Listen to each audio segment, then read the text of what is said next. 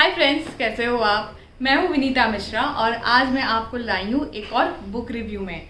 तो आज हम रिव्यू करेंगे सुहेल देव।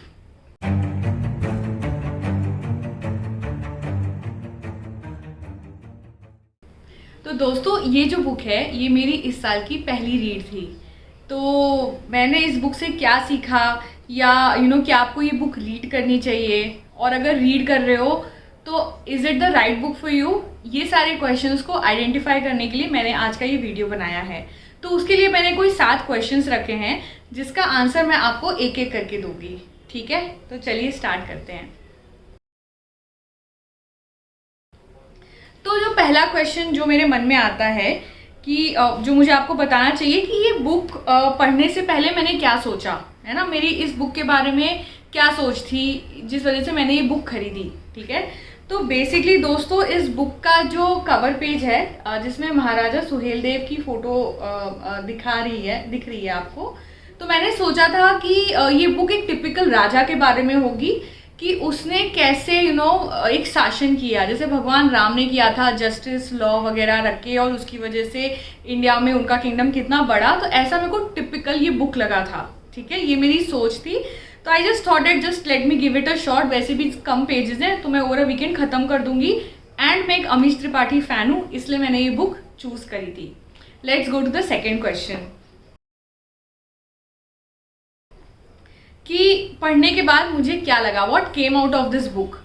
तो पढ़ने के बाद दोस्तों बेसिकली मेरे जो सोच के बुक लिया था उसका एकदम अपोजिट हुआ। मुझे पता चला कि जो ये राजा हैं, he was not a typical raja, he was a typical राजा।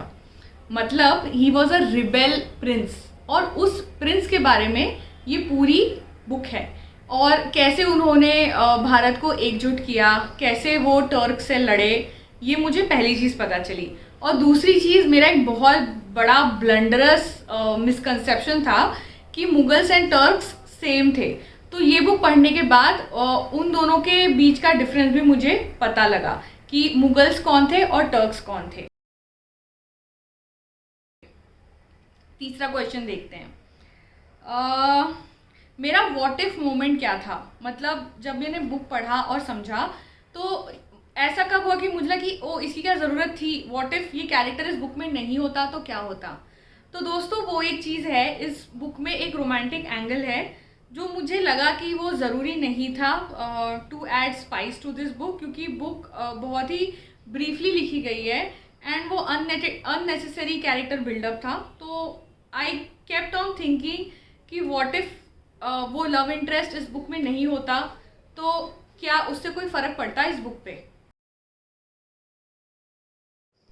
चौथा क्वेश्चन ये है कि इस बुक में मेरा फेवरेट कैरेक्टर कौन था।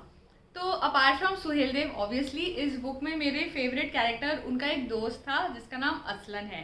दोस्तों मैं आपको ज़्यादा स्पॉइलर नहीं देना चाहती हूँ, इसलिए मैं कैरेक्टर की डिटेलिंग में नहीं जाऊँगी।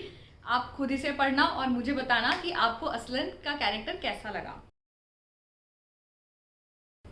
पांचवा क्वेश्चन कि मुझे कितना टाइम लगा ये बुक पढ़ने के लिए। तो जैसे मैंने आपको बताया बुक बहुत छोटी है, तो ओवर अ वीकेंड 2 दिन मुझे लगे, सैटरडे संडे, ये बुक को कंप्लीट करने के लिए।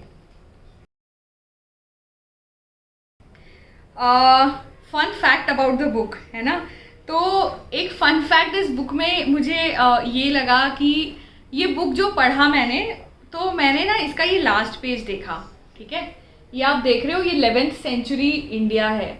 और ये जो बुक है ये, मतलब मैंने जब ये देखा तो मैंने बोला इसके कंपैरिजन में हमारा आज का मैप कहाँ आता है। मतलब आप देख रहे हो अफगानिस्तान वगैरह हर चीज़ इंडिया ही था, बट अगर आज देखो तो अफगानिस्तान, पाकिस्तान, अलाना, फेंकना, ठेंका, मतलब क्यों हमारा इंडिया इतना डिवाइड हुआ।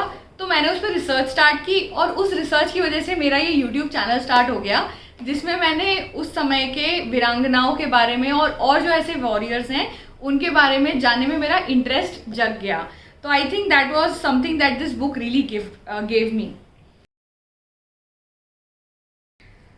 सिक्स्थ क्वेश्चन दोस्तों, सॉरी 7th क्वेश्चन, ये मैं किन लोगों को रिकमेंड करूँगी। ओके, तो जब रिकमेंड की बात आती है तो आई थिंक ये बुक उन लोगों के लिए है जिन्हें इजी इंग्लिश में पढ़ना है, उनको ज़्यादा टाइम नहीं देना, 2 दिन में एक बुक कंप्लीट करनी है, तो उन लोगों के लिए। अपार्ट फ्रॉम दैट अगर आप हिस्ट्री एंथुसियास्ट हो तो उसके लिए है, बट अगर आप एकदम हार्डकोर अमीश फ़ैन हो तो थोड़ा बहुत आप डिसअपॉइंट होगे, बिकॉज ऑब्वियसली ये बुक जो है ये पूरी अमीश ने नहीं लिखी है। उनके ग्रुप, एक और ग्रुप है जिन्होंने लिखी है, और अमीश ने इसका फाइनल ड्राफ्ट बनाया है। तो जो आपका एक लेवल, आप एक्सपेक्टेशन मत रखना इस बुक से कि जो शिवा ट्रायलॉजी की जो एक्सपेक्टेशन है या रामचंद्र सीरीज़ की एक्सपेक्टेशन है, जिस हिसाब से वो स्टोरी बिल्डअप हुई है, तो ये बुक बहुत ही कंसाइज है। एक ही बुक है, इसके बाद कोई और बुक नहीं है। तो ऐसे लोगों के लिए मैं ये बुक रेकमेंड करूँगी। Don't keep high hopes, but yes it is a very good book and I would rate it 3.5 out of 5 stars. So I hope दोस्तों आपको ये रिव्यू पसंद आया हो। द रीज़न ये मेरे टॉप 5 बुक रिकमेंडेशन में थी, it's only and only because इसमें सुहेल देव का नाम है। I really wanted to know about this prince, this king and इस जर्नी, और क्यों हमारी हिस्ट्री बुक्स में इनका डिस्क्रिप्शन नहीं है। बस इस वजह से मैंने ये बुक उठाई थी। And I think that apart from some spicy things, a lot of justice has been done to his story. Also this is not a real story, इसमें थोड़ा फिक्शन भी है बीच बीच में, तो प्लीज़ कीप इन माइंड कि story को थोड़ी स्पाइसी बनाई गई है, but apart from that highly recommended दोस्तों। Thank you so much for watching, please like and subscribe.